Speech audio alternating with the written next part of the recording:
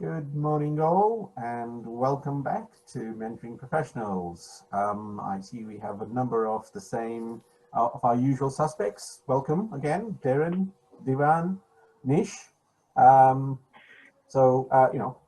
you enjoy this session that we're having now, and it's by Victor and Ian on risks and issues. Over to you guys. Victor. Thank you, Dev. Hi, everyone. Good morning, good afternoon, good evening, because we can see that our spread is becoming interestingly geographical with every session. Thank you so much for joining us. Victor Fashoro. I've been in the project management space for about 20 years now.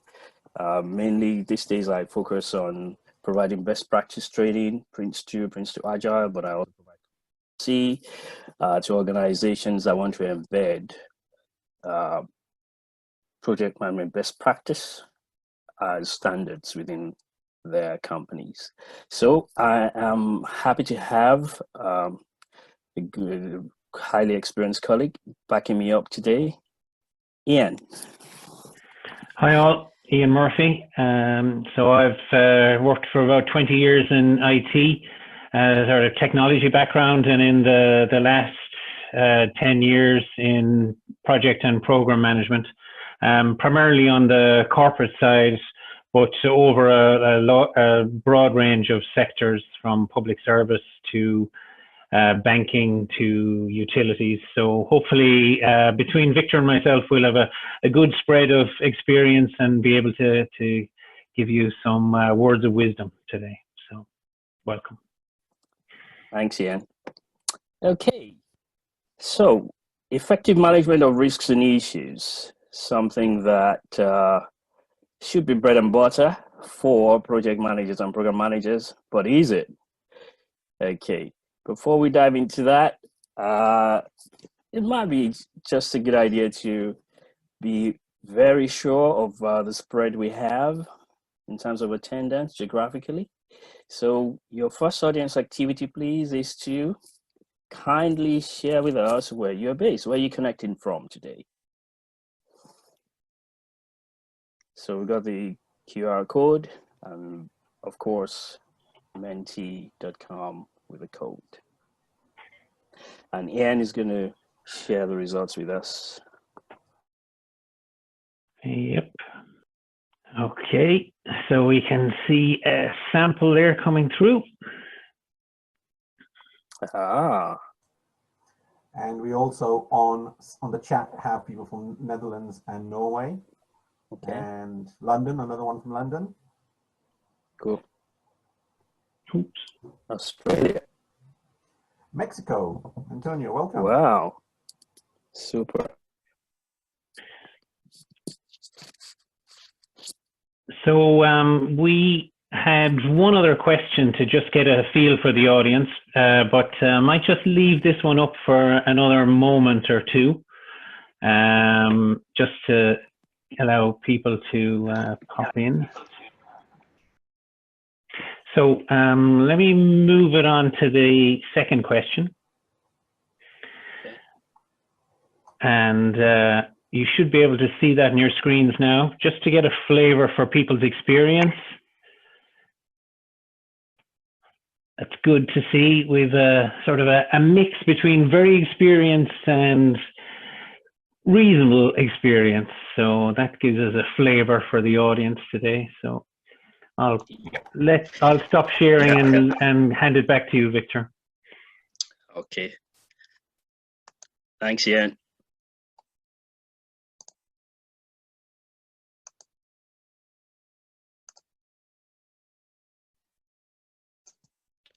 So I hope my screen is being seen. Yep. Okay, so we're in good company. From the experience spread, we're in pretty good company, I would say, Ian. So quickly, just the objectives of our session today. We want everyone participating to be able to clearly distinguish between risks and issues. Because, would you believe it, in some cases, there are still some lack of clarity in some environments. Be aware of typical risk management processes or procedures that we would typically use on a project or program. Typical issue management process or procedure. Then what are the challenges for getting it done properly? We know it's got to be done. We know it's an essential part of getting our projects to deliver what we've been asked to, but what are the typical challenges? And again, we'll be sampling your contributions as well there. And finally, hey, what exactly will be the impact if we don't do this properly on our key stakeholders? Because at the end of the day, we want to make sure stakeholders are happy.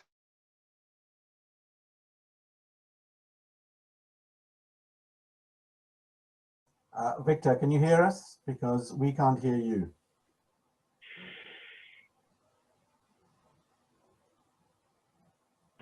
Victor?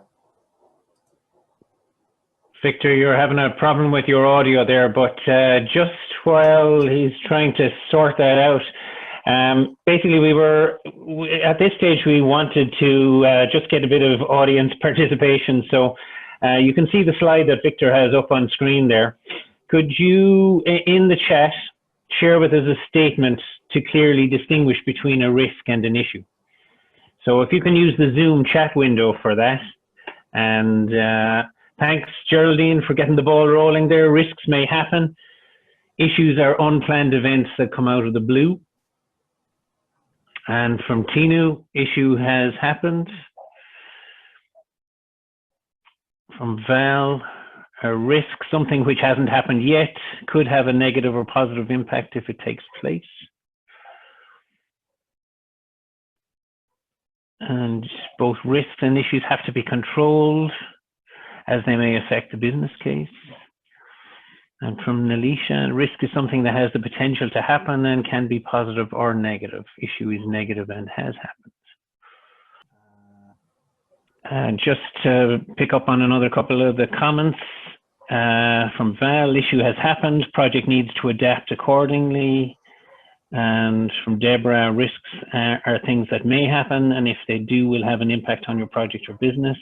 An issue is something that has happened and needs dealing with. Yeah, all very good responses. It's just something that we often don't talk about as project managers, but risks can, as has been pointed out by a couple of people, risks can be positive or negative. And it's not often that we have to deal with the positive ones. We generally spend the time managing the negative ones. And as people have rightly called out, an issue is something that has occurred and needs to be dealt with. Okay. So the risk definition, which many of you basically pointed out to in the chat, risk is the uncertainty of the outcome. Risks relate to uncertainties that, if they were to happen, would have a negative or indeed a positive impact, which is deemed as an opportunity for the project. And the key differential to issues is it is something that has happened or will happen with certainty. It was not planned and will have an impact on project or program objectives. So the project needs a process to handle both. And in fact, there is often, if the project is well considered and set up, when an issue arises, you can often link that back to a risk. So it helps to note that when a risk event occurs, it becomes an issue, as there is no more uncertainty about that event. But often we can get issues which are completely left field, didn't come into the project risk discussions at any point. And I would say, as Dev alluded to there, COVID this year, I doubt anybody who was putting projects together in 2019 had a potential global pandemic in their risk register.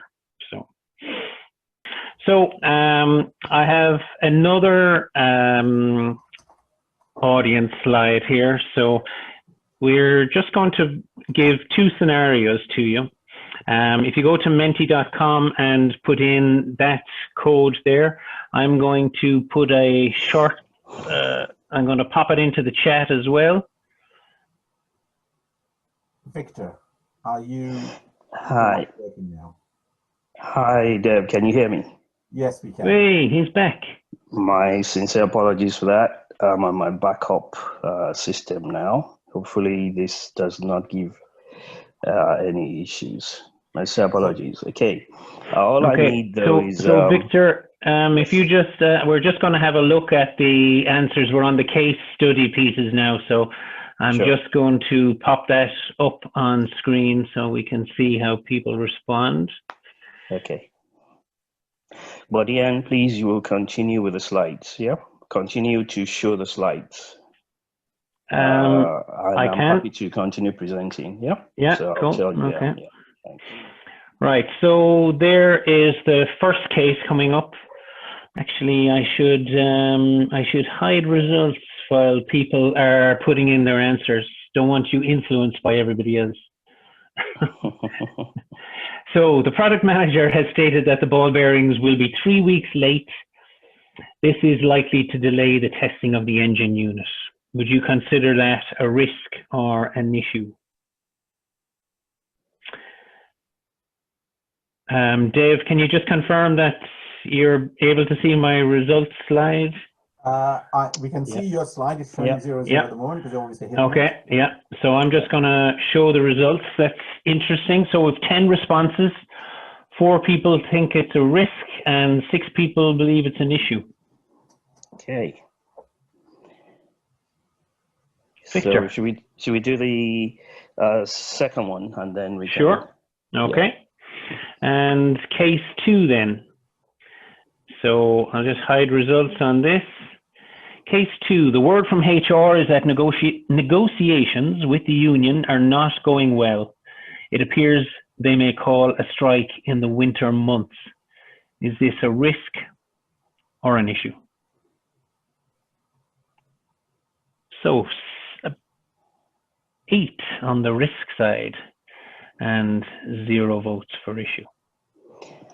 And where are the other 2 people who voted earlier? Gone for coffee. No, just me being mischievous. Okay, here they are. Super. Thank you, everyone. Thank you, everyone. Ian, could we please go back to the issue definition slide? Sure. And then we can discuss these results. Thank you.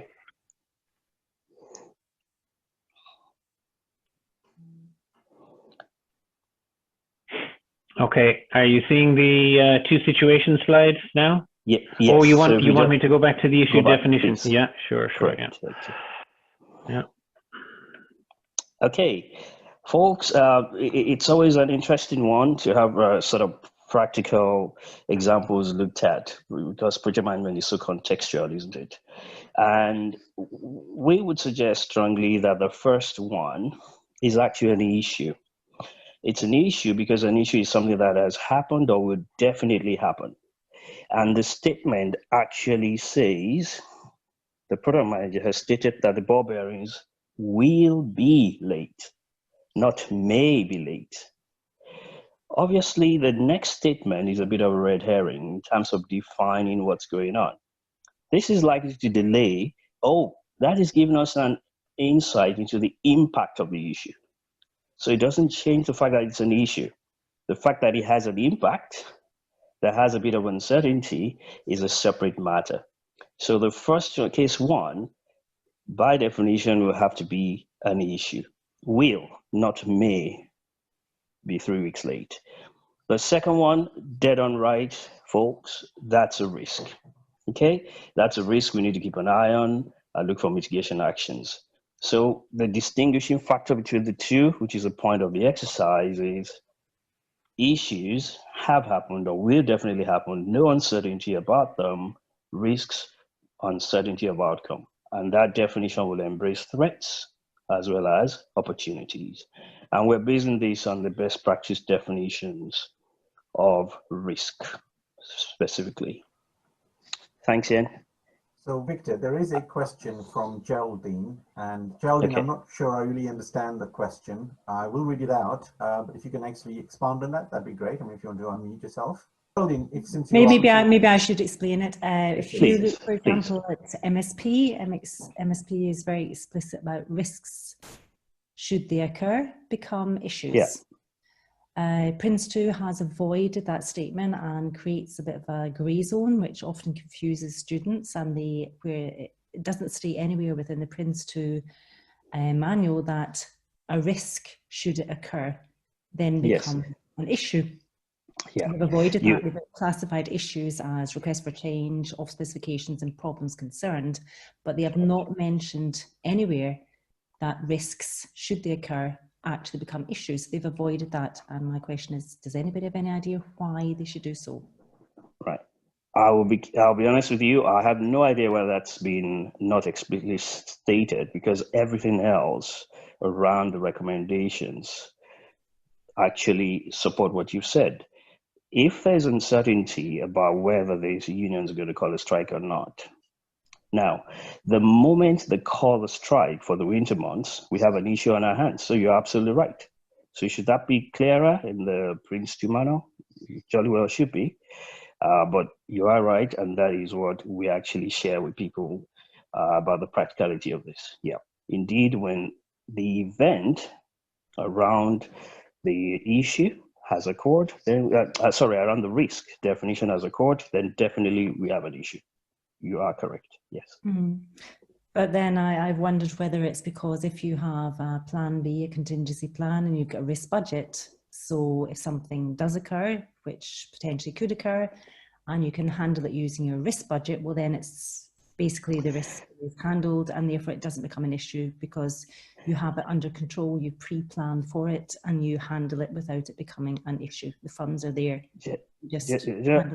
Jonathan, you're doing well actually making excuses for them, but I think because they have said the risk budget, but what weakens that a little bit is the risk budget is clearly an optional accessory, so to speak, as according to Prince2. So that's it. You don't have to have a risk budget because some projects have well worked out contingency budgets. So should it be there? I agree with you. It should be more explicit, definitely. Okay, so because the two issues and risks are through the definitions clearly distinctive things, it makes sense that we have clear processes for each of them. So if we're following best practice, we don't have to go against corporate policies, no. So it may well be there's a standard risk management procedure within the organization. We put that into our project. Okay, here's a typical one, which is supported by the Prince2 view, but it's not the only way to do it. So there has to be some mechanism for capturing the issues. We identify the issues, we assess for probability versus impact, we do some estimation and evaluation of the issue. We then plan suitable mitigation actions, suitable responses, and then implement the response we believe is best by weighing up the advantages of that response against how much it's going to cost us. And we're back to identify again. Why? Taking action does not mean that we've necessarily removed the risk altogether. So it's a continuous thing which we ought to be doing. All the time we're doing that, we should be communicating with necessary stakeholders. But risk management, effective risk management isn't going to happen by accident on our projects. It's got to be planned. So ideally, we should have a risk management plan or risk management strategy and a risk register, which should be a repository for the risks until they're actually closed. Similarly, on the next slide, we have a typical process for managing issues. Now, again, this aligns up with the Prince2 message, the Prince2 approach, but the beauty of adopting this kind of process is we can safely treat changes, requests for changes, change requests, whatever terminology we use, we can treat changes as issues. And that means we maintain only one issue register for, off specifications or defects, problems or concerns, and changes as well can be handled using this. But is this the only thing we can use? No, you may well have a robust and more appropriate process that is pretty much standard within the organization. Our corporate policies should be the first look. If they can't do the job for us on the project or program, then we might recommend something else. So separate processes for both. Now we have another audience activity for you. We want this to be as interactive as possible. Here, we just want you, haven't seen those typical processes we just showed you now. On ground, in the field, what are the two most common challenges we tend to face to get this thing done properly? Now that we've defined them and looked at a typical process we could use for each of them, please use the chat box for this.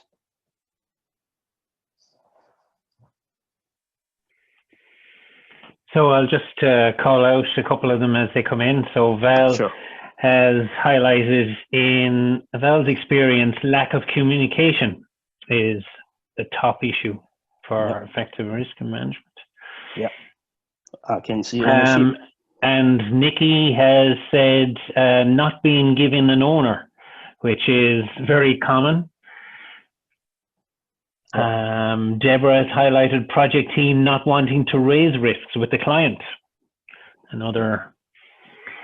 And Nish has said issues, risks not captured effectively.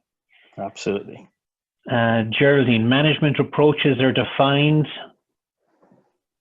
i.e. how to handle them. So whether the approaches are there or lack of. And yeah, just a couple of other people agreeing with some of the other points being made. Yes. Darren saying not taking ownership. That's right. Absolutely. Well, when we did that survey of people's experience this morning, we made the comment that we're in good company. Here's proof. Next slide, please, Ian. So here's proof that we're in good company. Some of the things you've actually mentioned are exactly what we have encountered as well. Okay, and of course, we could also, you know, put in issues relating to lack of poor communication of the mechanism to get this done. So yes, there's a process in place, but are the key players within the team aware of these processes and how they should play out? For example, are the technical specialists, the team managers, are they aware that issues ought to be raised immediately? They don't wait till the next time-driven report to tell the project manager about an issue. No, issues should be raised immediately.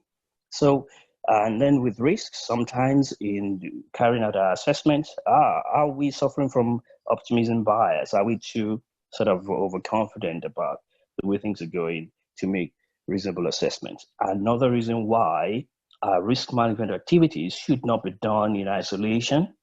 We need to engage with others. And right from identification, the first step, you should have risk workshops, for example, right? And make sure that we get others involved. One other thing that could be a problem, would you believe it, in the case of risks is even the way the risk is stated can actually create issues. So when we identify and capture the risk, we're going to see that with this next slide, the way we describe our risks for further analysis by the team can create issues. Next slide, please. Ian. So the best practice mechanism for defining or describing a risk, whether it's in the risk register or in the business case, in the case of major risks, is to actually make sure the risk statement clearly says the cause of the uncertainty. What is the source of this uncertainty? The event, what is it that could happen?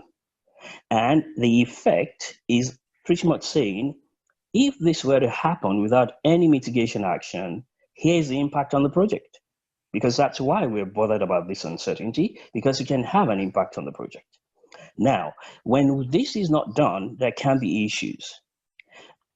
Let me just give a quick example. If I were to give a statement stating a risk along these lines, there we go.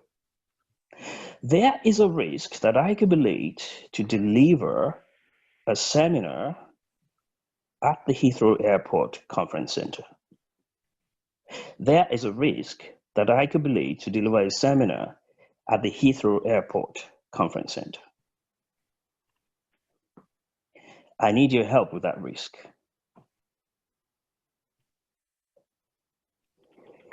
Please give me some help with that risk in the chat. There is a risk I could be late to deliver a seminar at the Heathrow Airport Conference Center.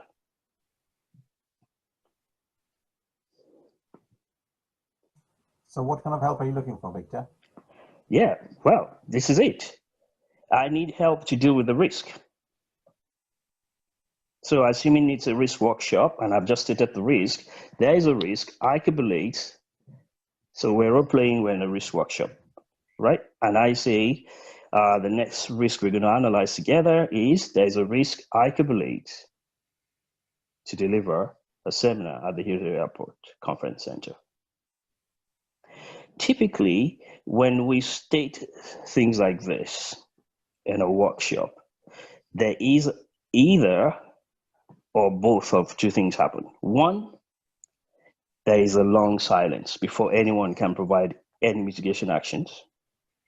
Or people now have to ask questions to understand the risk. Why are you going to be late? What's going to be, I mean, they should not be starting with, questions to understand the risk if we state the risk carefully and properly. So I'm going to change that statement to actually align with the best practice definition in the slide.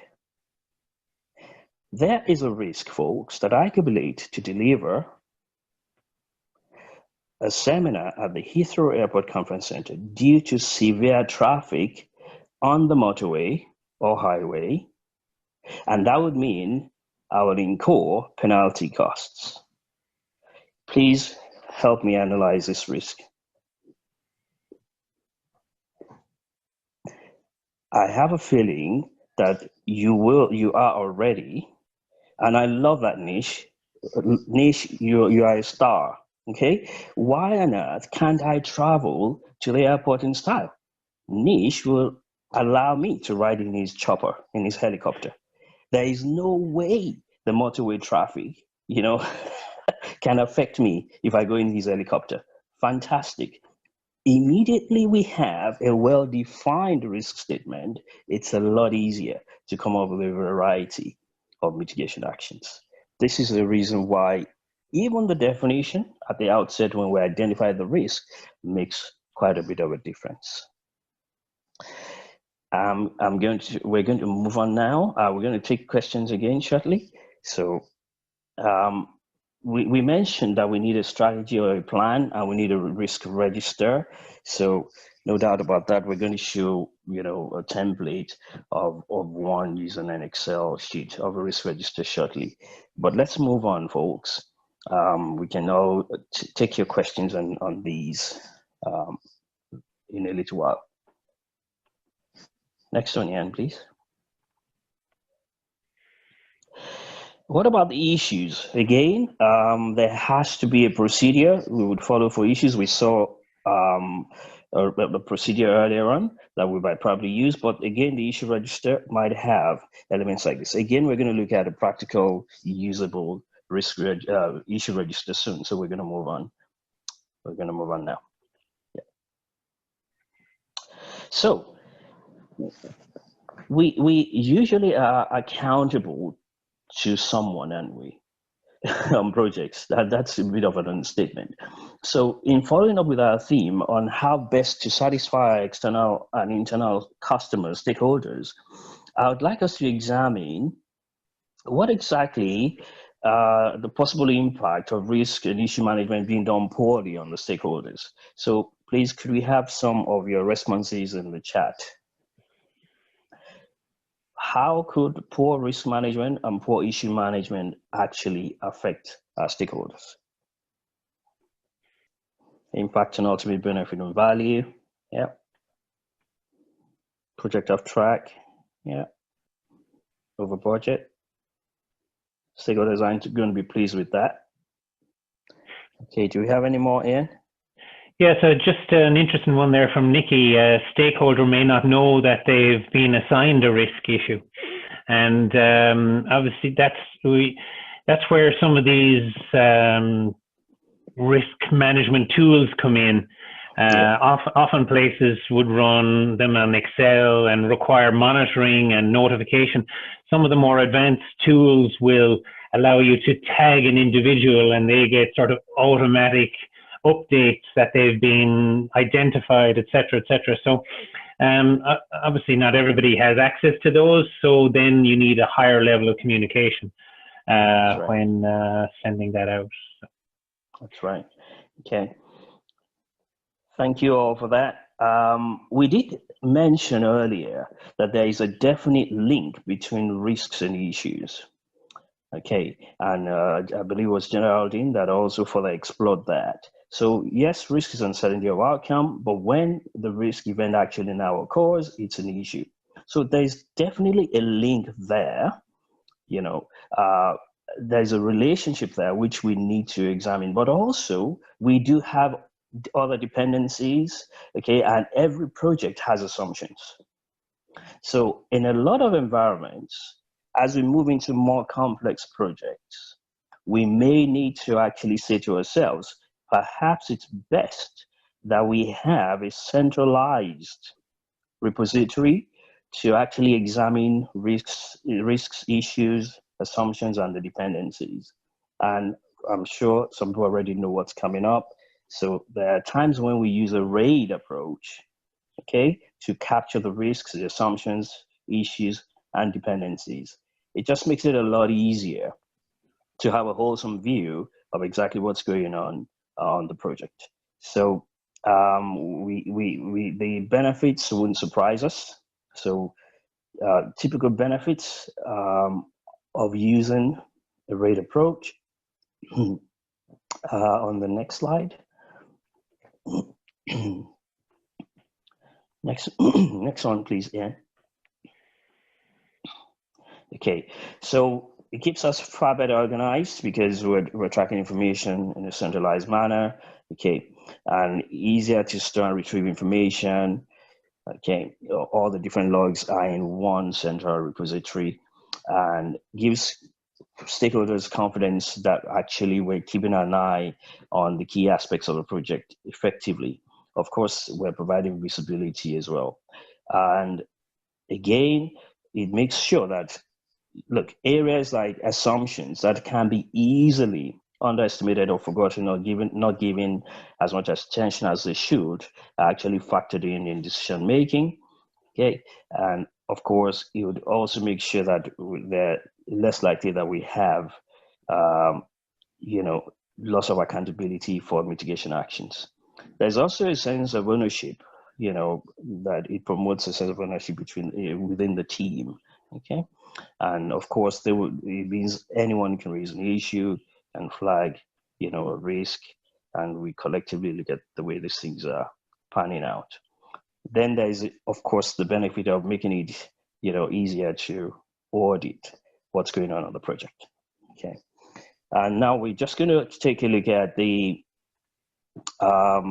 sort of typical formats you could have for an issue register. Okay, and so this would typically be in an Excel sheet, and we have one for the risk register as well. And of course, our RAID log will simply, please, could you go back to that? Thanks, yeah. Okay, so these are, templates. If we're interested in any templates at all, we have templates that I could share these templates, but I'm sure we've encountered some already. So at this point, we're gonna ask for questions, and then we will then talk about, hey, what's the major areas that are influencing our approaches to managing uncertainty within projects and programs. So we'll discuss two things: uncertainty management and scenario planning. But before that, please, let's take questions. Please feel free to unmute yourselves, contribute, challenge, whatever you've heard or seen. We'll be quite happy to answer your questions. So I'll say a little bit about scenario planning and uncertainty management in a minute. Questions, please.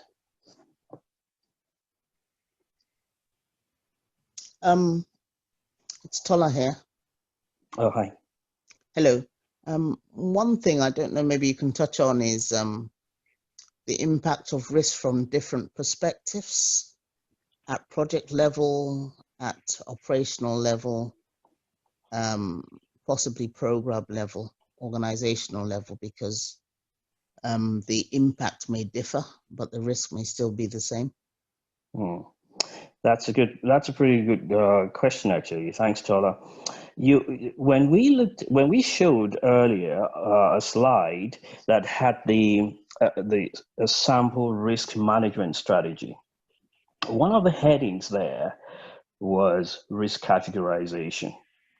And the categorization of risks can actually, in simple terms, be based on which area of the business is actually most affected, because this helps us to also identify owners of the risk appropriately.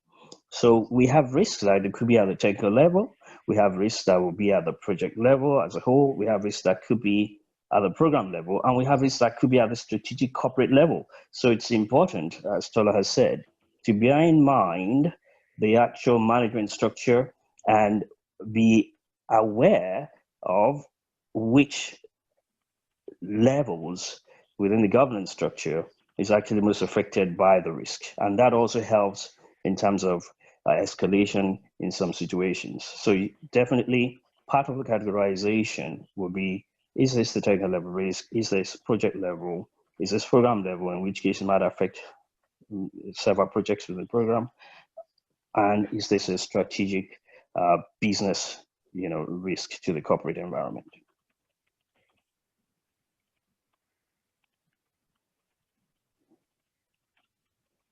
Tola, I hope that addresses. It does. I just want to add one thing, is that you can have the same risk. So if you have the same risk, it might have a different impact at business as usual level, but it means, and it has this different impact at program level. It means that same risk has to be stated as many times as where it impacts. You don't just state a single risk and then, say, what's it called? If you have one risk which is impacting different places and has a different effect, you have to state each of those risks individually. Well, as long as we're mindful of the fact that our risk registers for our projects are primarily for risk to the project. And so we just need to be mindful of the fact that we might have the opportunity to escalate certain things to the business as a lesson, right, that we've learned through our risk management activities. So there are ways in which we can just minimize duplication in that respect. Yeah. So Val has raised a point which is a common issue. I find that people are sometimes scared, in quotes, to flag risks or issues up the chain. That can create a multitude of problems along the way. How would we suggest people are encouraged and become more comfortable at sharing this information up? Yeah, that's a pretty good question, and this is unfortunately quite common in environments where the fear of God is put into people and the blame culture exists. And I think the part of addressing this issue is the way we start off projects, making sure that there is a collective responsibility, and yet we clearly distinguish the individual responsibilities for each of the roles that are involved. So yes, we're in it together, yeah, and we do have specific responsibilities. And clarity about the need to encourage a sharing, collaborative working environment is absolutely critical. And the project managers in the main get this. We're skilled at leadership and team building, to different levels. But it's important that the corporate entity also gets it. So we may have to provide, workshops ahead of time, to make clear to the, the corporate entity, the stakeholder, the approach we're going to use towards this. So when they embrace this collaborative non-blame culture, it does help a great deal. Yeah, and another aspect is a formula that's used in the sort of scaling of a risk, the likelihood and impact. Yes. And that can be used to encourage people as well, because when people are asked to put an objective likelihood or an objective outcome on it, it tends to depersonalize the raising of the risk. It's not. It becomes a sort of a broader. It's clear to everyone in the project team or the steerco, and that is a useful way of non-personalizing raising these items. Yeah, absolutely. I like Darren's point. If people don't raise risks, I would raise scenarios and drag risks out of them. That's an interesting one, because we're going to finish off in a minute with the areas that are developing that are going to influence us, increasingly in the way we manage risks within the business, within projects, and within programs. And definitely scenario planning is one of them. So we're actually playing with different, possible scenarios, different outcomes, and saying, if this is the outcome we have, how do we handle that? So that's the really interesting point, Darren. Yeah.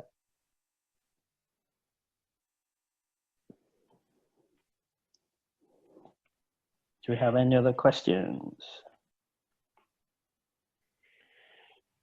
So Geraldine was asking earlier in the chat about, the tools that you use. Are Excel spreadsheets the best way to manage risks and issues, and are there better tools out there? So okay. We were having a small bit of chat on it in the chat, and okay. I suppose one of the things that has struck me over the years is, and I think Jaran noted it as well, is that Excel often tends to be a sort of a personal tool. Obviously now with more cloud-based environments, it's easier to share those sheets and have multiple contributors editing or whatever on them, but they still require quite an element of management and communication on them. When you do, I suppose we're sort of conscious, we don't particularly want to recommend tools in this environment, but the one recently that I'm using called Keyed In. I wouldn't say it's head and shoulders above others, but again, it has this idea. It captures all those key columns that Victor mentioned when he was outlining the components of a risk and an issue. So they're there for you straight away.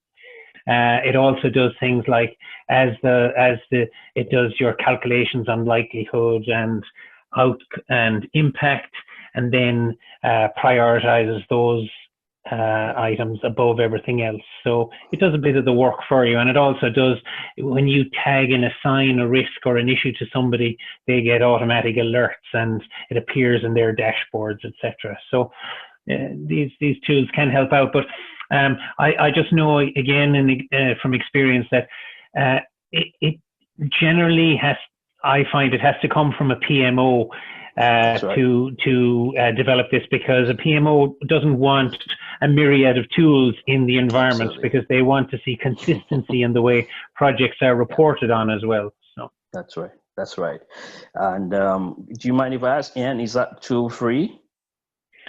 No, it's not. Okay. I'm not aware. I must have. I'll have a look in the licensing, and we can get back to people afterwards. So okay, no. I can safely say that if we use project management, to like projects in a box, it's amazing. Of course, they have the free community version, and they have the enterprise version, but even the free version helps us to actually capture issues and risks beautifully, and it does have modules that support all your Prince2 reports as well. So interesting what you can do with some of the free tools as well. So projects in a box is one that I would definitely say take a look at. So there is one more question from Geraldine about organizations being immature with risk management.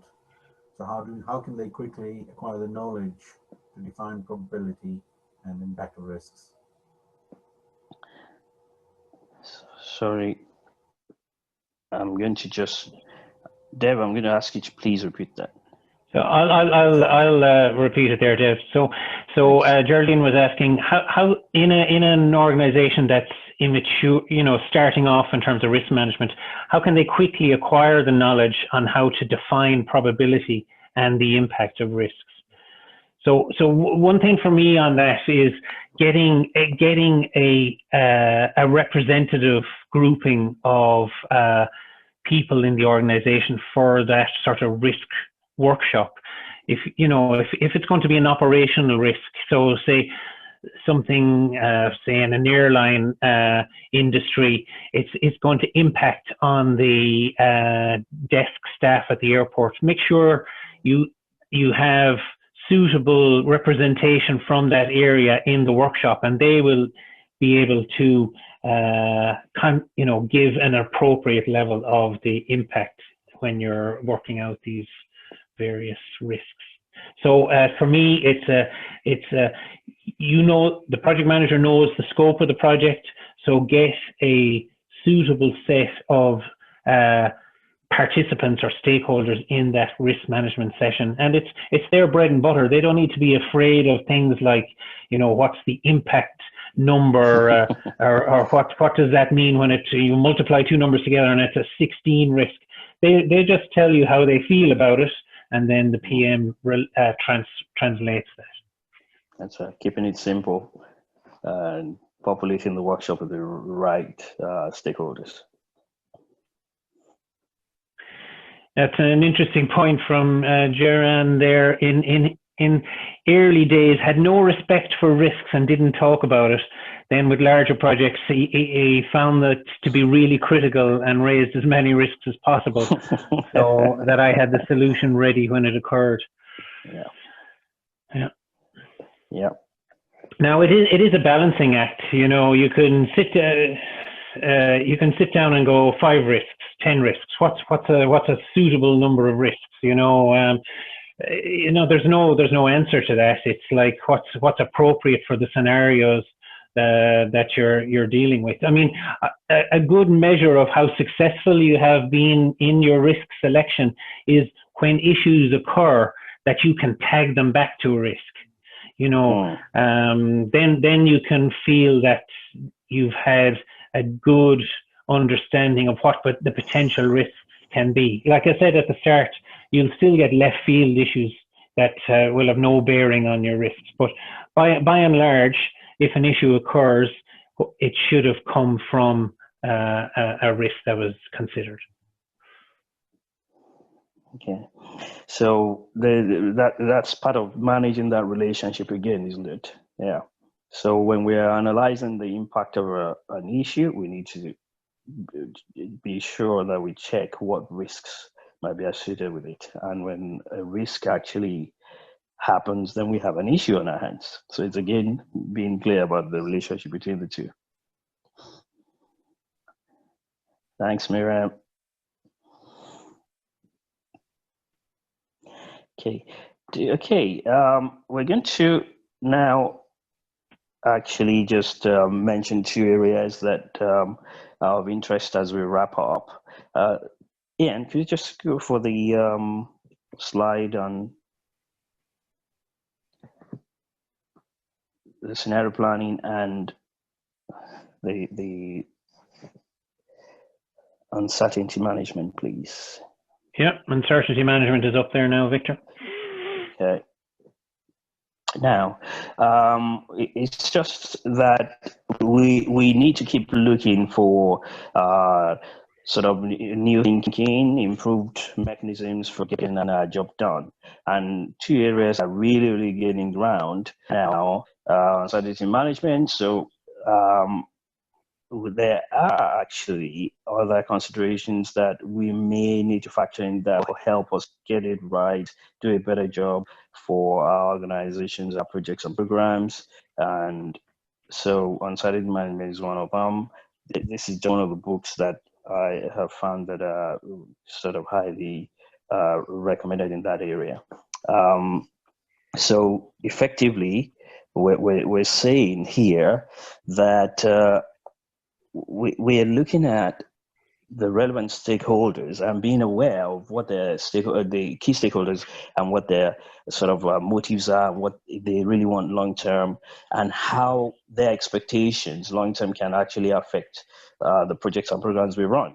So we would have a process that helps us to manage this, and that would include being aware in the first instance of exactly what these what the stakeholders' expectations are, and what uncertainty is generated by specific stakeholders and their own contributions to the corporate environment and the projects and programs we run. Now, there are processes already identified for this. A great deal of research has gone into this, and found that we can actually reduce the negative impact to our organizations if we embrace new approaches like this. The second one is scenario planning, which of course, is being used by sectors like the military for quite a while. So we are going to be looking at different scenarios and how that will play out, and picking up on, the risks that these could generate. So there are two books here which might be of interest to us if we wanted to look more into this. So there are other areas that could help us do a better job further down the line. And there are different techniques mentioned in the books that really are helpful. Okay, but there are topics in their own right for a different seminar altogether. So we just thought we should mention that. And if there are no other questions, I think that's it from us. Okay, thank you very much, Victor and Ian. Responsive. So once again, the video will be made available over the next couple of weeks, and we hope you enjoyed the session. Thank you. Bye-bye. Thank you all. Ian and thanks all. stay on. Bye now. Thank you, everyone. Thank you all. Thanks.